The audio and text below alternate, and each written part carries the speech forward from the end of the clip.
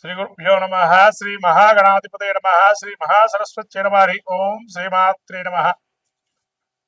నమస్తే దేవదేవేశ, నమస్తే పరమేశ్వర, నమస్తే వృషభారుడకారాయ నమో నమ.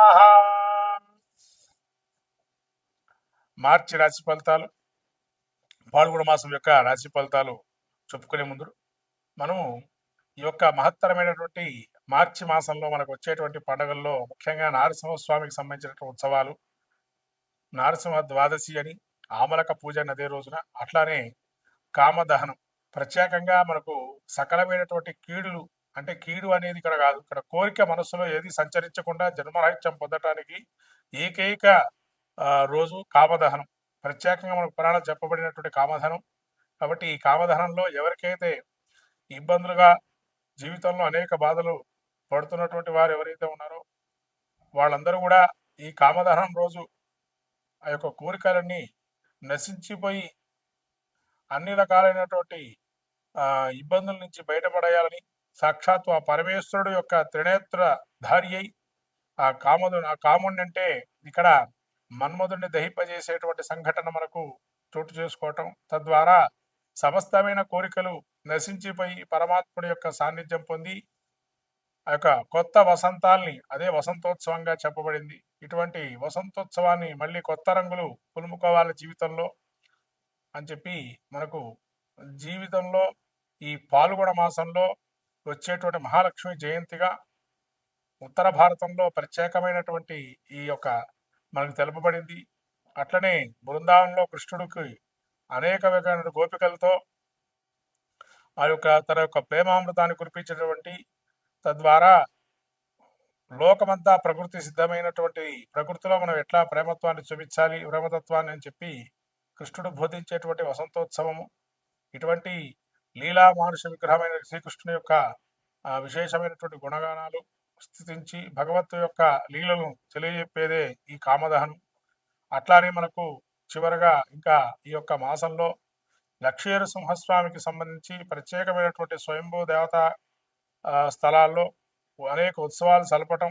అట్లానే మనకు మన రాష్ట్ర ముఖ్యంగా యాదగిరిగుట్టలో స్వర్ణ గోపుర విమానోత్సవాన్ని కుంభాభిషేకాన్ని చేయటం అటువంటి మహత్తరమైనటువంటి మాసంగా పరిగణింపబడుతుంది. కాబట్టి పాల్గొన మాసంలో ఆ నరసింహం యొక్క క్షేత్రాలు దర్శనం చేసుకొని ఆ నరసింహుడి యొక్క అనుగ్రహాన్ని పొందాలని ఈ యొక్క ఆ యొక్క పాల్గొన మాసంలో, అట్లానే త్రినేత్రధారి అయిన ఈశ్వరుడు యొక్క స్వరూపాన్ని, ఈశ్వర తత్వాన్ని గ్రహించడానికి, పరమాత్మ యొక్క స్వరూపాన్ని తెలుసుకోవడానికి ఆ యొక్క ఈశ్వర అంటే పుణ్యక్షేత్ర దర్శనం చేసుకోవటం.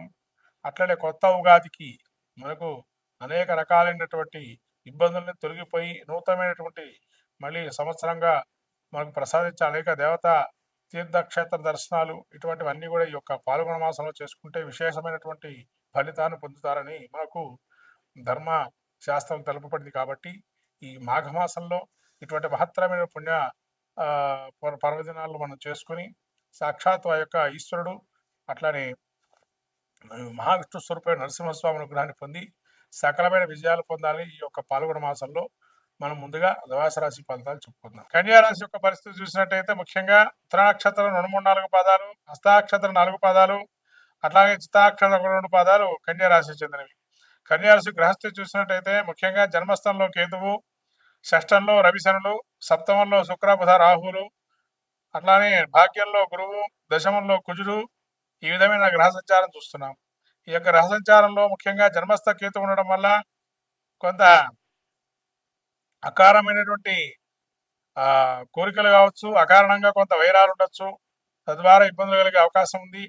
ఏదైనా మనకు అనుకూలమయ్యే అంశం కూడా ప్రతికూలంగా అయ్యే అవకాశం ఉంటుంది. షష్టంలో రవిశనుడు ఉండడం వల్ల కొంతవరకు దీర్ఘకాలికంగా ఆగిపోయేటువంటి పనులు కూడా పునః మరి ప్రారంభమయ్యే అవకాశం ఉంది.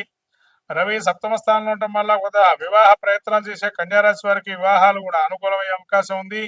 అట్లనే శుక్రబుధుడు సప్తమ స్థానంలో సంచారం చేస్తూ కొత్తదైనటువంటి మార్గాల్లో సంచారం చేయడం మంచిది.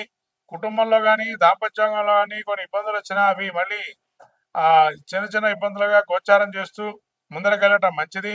సప్తమంలో రాహు ఉండడం వల్ల ఏదైనా రెచ్చమైనా ఎవరైనా మిమ్మల్ని ఏదైనా మాట అన్నా కూడా అది దీర్ఘంగా తీసుకోకుండా దాన్ని వదిలేయటం అనేది మంచిది. తద్వారా ముందుకెళ్తారు. అట్లానే భాగ్యంలో గురుడు సంచారం చేస్తున్నప్పుడు గురువు యొక్క అనుగ్రహం పరిపూర్ణంగా ఉంది కాబట్టి గురువు యొక్క అనుగ్రహం వల్ల ఇప్పటికీ మీకు జన్మస్థానంలో గురువు యొక్క లగ్నాన్ని మా యొక్క జన్మరాశిని వీక్షణ చేయటం వల్ల ఎన్ని ఇబ్బందులు వచ్చినా అంత దైవానుగ్రహమే, అంత దైవ నిర్ణీతమే అనుకొని ముందరికి వెళ్తూ ఉంటారు. ద్వారా ముందుకు సాగుతూ ఉంటారు. అట్లాగే మీకు ఈ యొక్క మీ సోదర వర్గం సహకరించేవారు కూడా అత్యధికంగా ఇన్ని ఇబ్బందులు ఉన్నా కూడా సహకరించేవారు ఉండటం వల్ల అన్ని సునాయాసంగా బయటకు వెళ్ళే అవకాశం ఉంటుంది. ఎటువంటి ఇబ్బందులు ఉన్నా కూడా అట్లానే మీ యొక్క దిగంతాలు వ్యాపం చేస్తే మీ యొక్క పేరు ప్రతిష్టలు కూడా ఒక్కసారిగా ముఖ్యంగా పేరు ప్రతిష్టలు కూడా పెరిగే అవకాశం ఉంటుంది.